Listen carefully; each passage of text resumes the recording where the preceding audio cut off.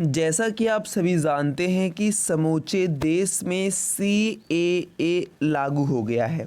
CAA को हमारे अधिकांश मित्र समझ ही नहीं रहे हैं और इसे गलत समझ रहे हैं। हालांकि मैं यह निर्णय नहीं लेता हूं कि यह सही है या गलत, यह मैं आप पर छोड़ता हूं। मैं बस उसके बारे में बताने वाला हूं कि आखिर CAA है क्या। अब फाइनली CAA का मकसद देखिए, किस मकसद से CAA लाया गया है। देखिए, पुनर्वास और नागरिकता की कानूनी बाधा को दूर करना, ठीक है, दशकों से चिन्हित शरणार्थियों को सम्मानजनक जीवन देना, नागरिकता अधिकार से शरणार्थियों के सांस्कृतिक, बौद्धिक, सामाजिक पहचान की रक्षा करना, आर्थिक, व्यावसायिक और संपत्ति खरीदने से जो अधिकार हैं उसको सुनिश्चित करना। अब देखिए, जो CAA का विरोध कर रहे हैं वो क्या तर्क दे रहे हैं। देखिए, विरोध करने वाले लोगों का तर्क है कि यह समानता के अधिकार का उल्लंघन करता है, ठीक है, और शिया और अहमदियों जैसे संप्रदायों को भी पाकिस्तान जैसे मुस्लिम बहुत देशों में उत्पीड़न का सामना करना पड़ता है, लेकिन इन्हें CAA में शामिल नहीं किया गया है। तिब्बत, श्रीलंका और म्यांमार जैसे अन्य क्षेत्रों में धार्मिक अल्पसंख्यकों के बहिष्कार पर भी सवाल उठाए गए हैं। अब देखिए, मुस्लिमों को इसमें शामिल क्यों नहीं किया गया है। केंद्र सरकार नागरिक संशोधन कानून यानी CAA के ज़रिए बांग्लादेश, पाकिस्तान और अफ़गानिस्तान के प्रभावित अल्पसंख्यक समुदायों को राहत देना चाहती है। मुस्लिम समुदाय इन देशों में अल्पसंख्यक नहीं बल्कि बहुसंख्यक हैं। यही कारण है कि इन्हें CAA में शामिल नहीं किया गया है।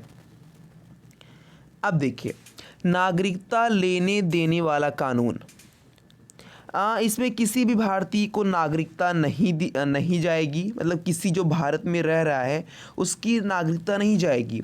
यह कानून उन लोगों के लिए है जिनके पास दुनिया में भारत के अलावा और कोई जगह नहीं है। भारत का संविधान यह अधिकार देता है कि मानवतावादी दृष्टिकोण का धार्मिक शरणार्थियों को मूलभूत अधिकार मिले और ऐसे शरणार्थियों को नागरिकता प्रदान की जा सके। ये जो बाहर से आए हुए लोग हैं उनके लिए है और उनके अच्छे के लिए है। देखिए, 6 बार संशोधन हो चुका है भारतीय नागरिकता कानून 1955 से अब तक, ये जानकारी है, ठीक है। अब 11 के बजाय 6 वर्ष भारत में रहने के बाद नागरिकता के लिए आवेदन किया जाएगा। और यहाँ पर देखिए, अमित शाह जी ने इसके बारे में क्या बयान दिया उसकी बात कर लेते हैं। उन्होंने कहा कि सरकार ने CAA के अधिसूचित कर एक और प्रतिबद्धता पूरी की। इससे पाक, बांग्लादेश, अफ़गानिस्तान में रहने वाले हिंदू, सिख, बौद्ध, जैन, पारसी और ईसाइयों के लिए संविधान निर्माताओं के वादे को साकार किया है। तो आप इसे समझिए कि CAA का आखिर मतलब है क्या। कांग्रेस के अध्यक्ष जो उन्होंने कहा कि CAA के नियमों को अधिसूचित करने के समय लोकसभा चुनाव से ठीक पहले विभाजनकारी राजनीति का प्रयास है। तो ये भी बात इनकी गलत नहीं है।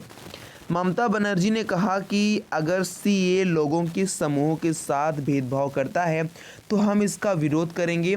हम आम चुनाव से पहले आसक्त नहीं हैं, ये पश्चिम बंगाल की मुख्यमंत्री ने कहा है।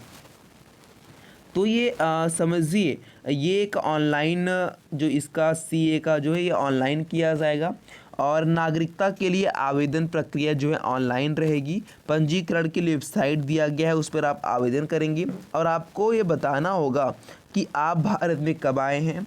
पासपोर्ट या अन्य यात्रा दस्तावेज़ नहीं होने पर भी आवेदन कर पाएंगे। नागरिकता के आदेशों के आवेदनों को जांच व अन्य अड़चन दूर करने के लिए सरकार ने समिति भी बनाई है। और जो गैर कानूनी प्रवासी जो घुसपैठिए हैं उनके लिए सरकार जो है CAA विदेशियों को निकालने के बारे में नहीं है, उनका गैर कानूनी शरणार्थियों को निकालने से लेना देना भी नहीं है। ऐसे शरणार्थियों के लिए विदेशी अधिनियम 1946 और पासपोर्ट अधिनियम 1920 पहले से लागू है। दोनों कानूनों के तहत किसी देश या धर्म के विदेशियों का भारत में प्रवेश या निष्कासन किया जाता है। सीएए को सरकार एनआरसी से अलग बताती रही है। तो आप इसे समझने का प्रयास करिए, और ये आज के न्यूज़पेपर के माध्यम से आप सभी को जानकारी दे रहे हैं, ठीक है।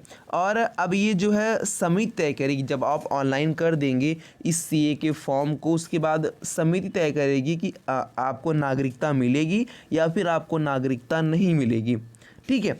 अब देखिए, जो भी लोग आवेदन करेंगे सीए को लेके, उसमें क्या क्या दस्तावेज़ लगेंगे। तो नए नियम के अनुसार भारतीय नागरिकता के लिए आवेदन करने वालों को 2 विशेष दस्तावेज जमा करने होंगे।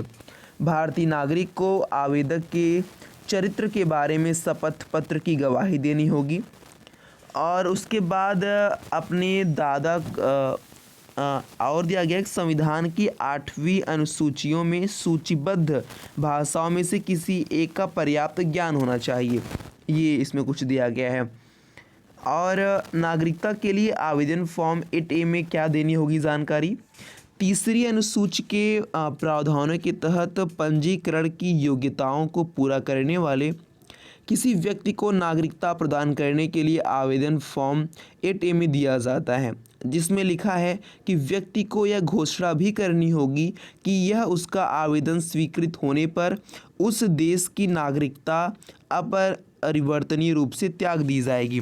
ये तो समझ के करना होगा। और केरल के सीएम ने कहा कि हम सीए लागू नहीं करेंगे। केरल वालों ने कहा, जो वहाँ के मुख्यमंत्री है, कि वो अपने राज्य में सीए लागू नहीं करेंगे। और भी बहुत सारी जानकारियां हैं, पर जो महत्वपूर्ण थी मैंने आपको बताई। और जो ये अधिकार समिति है वो राज्य सरकार को रिपोर्ट सौंपेगी जब आप उसमें ऑनलाइन करेंगे। और इसके बारे में और सारी जानकारियां जुटाई जा रही हैं कि इसके फ़ायदे क्या होंगे, नुकसान क्या होंगे। तो अगर आपको भी कंफर्म नहीं हो पाया है इसके बारे में, तो आप कमेंट बॉक्स में पूछ सकते हैं, और आपको जो है इसके बारे में जो अच्छे से फिर से डिस्कशन कर लिया जाएगा। बट आप सभी प्रश्न रखिए, मैं आप सभी के प्रश्न का जवाब कमेंट बॉक्स में आप दे सकते हैं, उसका मैं अगली वीडियो में आपको जवाब दे दूंगा।